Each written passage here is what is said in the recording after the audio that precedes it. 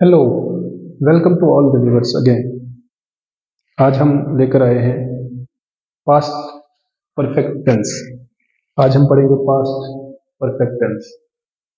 पिछले लेक्चर्स में हमने पास्ट सिंपल की बात की, पास्ट कंटिन्यूअस टेंस की बात की और आज हम पढ़ेंगे पास्ट परफेक्ट टेंस।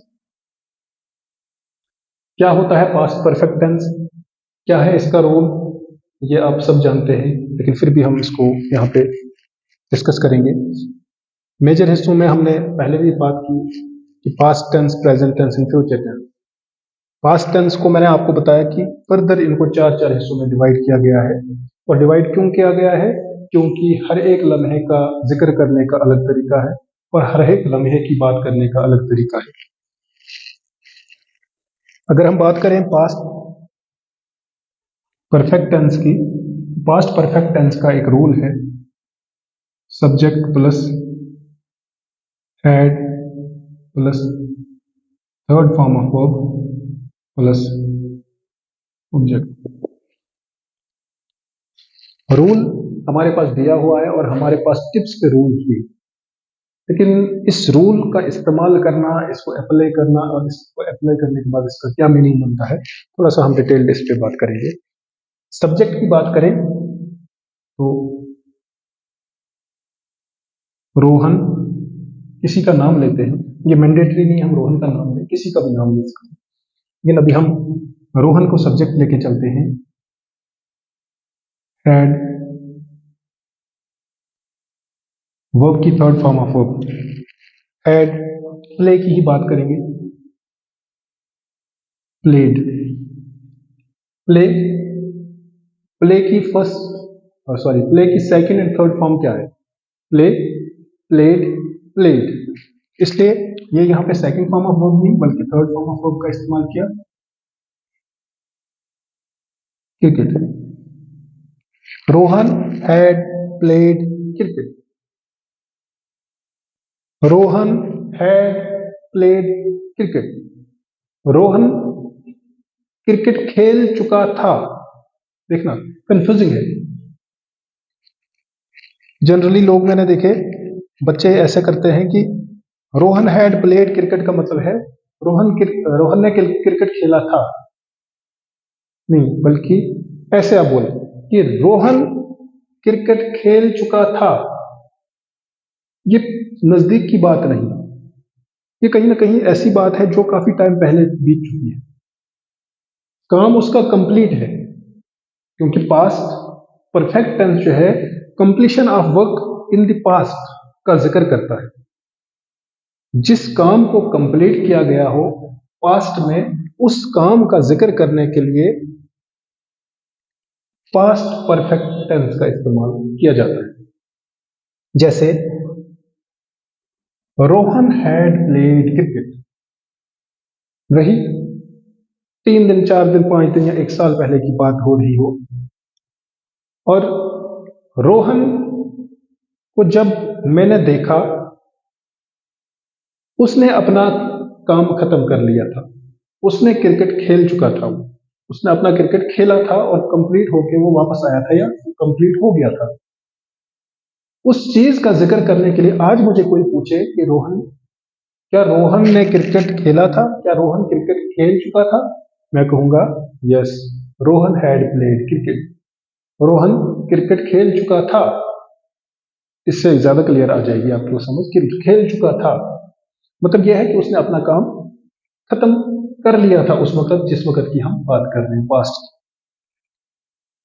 तो इसमें रूल यही है, रूल आपको सबको याद है, बस इसको अप्लाई करना और इसके मीनिंग पे ध्यान देने की जरूरत है। हैड, जैसे हैज और हैव भी आप पढ़ेंगे।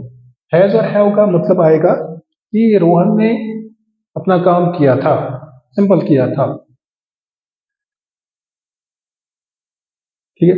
तो ये जो है ये काम कर चुका था, कंप्लीशन ऑफ वर्क।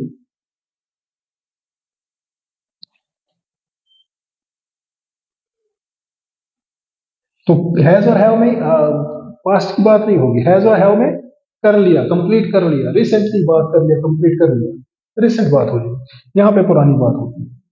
तो इसको अगर हमने सिंपल सेंटेंस को अगर हमने इंटरोगेटिव बनाना है,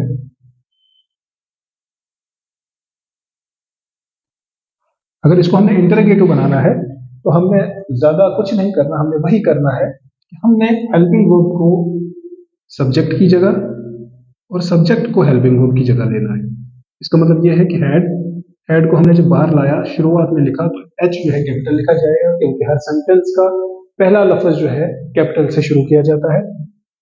रोहन का आर कैपिटल रहेगा, क्यों? क्योंकि ये प्रॉपर नोन है।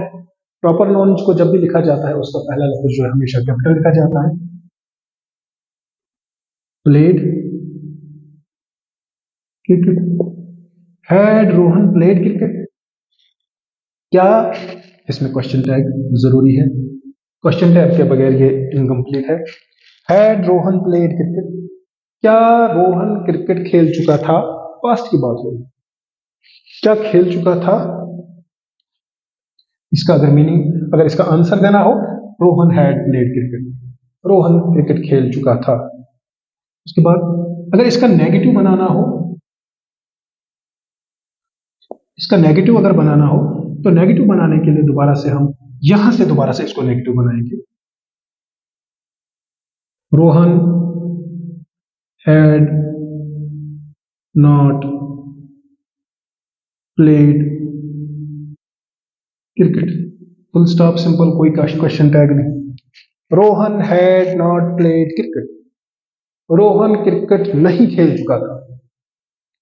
फिर भी वही बात हो रही है, पास्ट की बात हो रही है। पास्ट में जो बात कंप्लीट हुई हो, जो एक्शन कंप्लीट हुआ हो, उसकी बात करने के लिए पास्ट परफेक्ट टेंस का इस्तेमाल किया जाता है। इसलिए इसी को परफेक्शन जो है, जिस जिस एक्शन में परफेक्शन हो, जिस एक्शन को कंप्लीट किया गया हो, उस एक्शन की बात करने के लिए पास्ट परफेक्ट टेंस का इस्तेमाल किया जाता है। तो इसका मतलब रूल हमें इतना ही है, और इसी रूल को हमें सेट करना है और हमने सेंटेंसेस बनाने हैं। और सेंटेंसेस में जो भी सेंटेंस आप बोलेंगे, जो भी काम कंप्लीट हुआ हो पास्ट में, उसका जिक्र जब हम आज की दौर में करते हैं, प्रेजेंट में जब उसका जिक्र करते हैं, उस पास्ट की बात जो कंप्लीट हुई हो पास्ट में और आज हम उसका जिक्र कर रहे हैं, उसको जो है पास्ट परफेक्ट टेंस में एडजस्ट किया जाता है। हमेशा हमेशा जब भी ऐसा एक्शन हो, हमें पता होना चाहिए कि इसमें हैड का इस्तेमाल करना है, क्योंकि हैड ही एक हेल्पिंग वर्ब, हैड ही है, वाज ही है, वर ही है, जो भी हेल्पिंग वर्ब्स है, यही हमें एक सेंटेंस की पहचान दिखाते हैं कि ये सेंटेंस जो है हमें कहाँ पे एडजस्ट करना है और किस लम्हे की बात करनी है। क्या हमें उस लम्हे की बात करनी है जहाँ पे हैड का इस्तेमाल होगा, क्या हम उस लम्हे की बात करनी है जहाँ पे इज का इस्तेमाल होगा, क्या हमें उस लम्हे की बात करनी है जहाँ पे वाज का इस्तेमाल होगा। हमें ये चीज का पता होना चाहिए कि किस लम्हे के लिए कौन सा हेल्पिंग वर्ब जो है ज्यादा पर्टिकुलर है। इस चीज का हमेशा हमने याद रखना है। तो सब्जेक्ट जो है, एक सब्जेक्ट में एक सेंटेंस में एक सब्जेक्ट और ऑब्जेक्ट जो है मेजर मेजर केसेस में होता है। तो कुछ केसेस में इसमें फर्क भी होता है। जनरली सब्जेक्ट में जो है, एक सेंटेंस में जो है सब्जेक्ट प्लस प्रेडिकेट होता है। तो सब्जेक्ट प्लस प्रेडिकेट, बाकी जो पार्ट होता है सब्जेक्ट के अलावा उसको प्रेडिकेट कहा जाता है। उसमें हेल्पिंग वर्ब होता है, वर्ब हो सकता है, एडजेक्टिव हो सकता है, और भी कुछ चीजें हो सकती है, तो वो हम लेटर पार्ट में पढ़ेंगे। तो आज के लिए मुझे लगता है हमने चीजें कवर कर ली। तो मेरे साथ जुड़े रहे, इन वीडियोस को, इस कंटेंट को देखते रहें। अगर आप इसको पसंद करते हैं तो जरूर लाइक, कमेंट और शेयर करें, और साथ ही बेल आइकन को भी प्रेस करें ताकि आने वाली हर एक नोटिफिकेशन आप तक जरूर पहुंचे। Thanks, have a nice time ahead.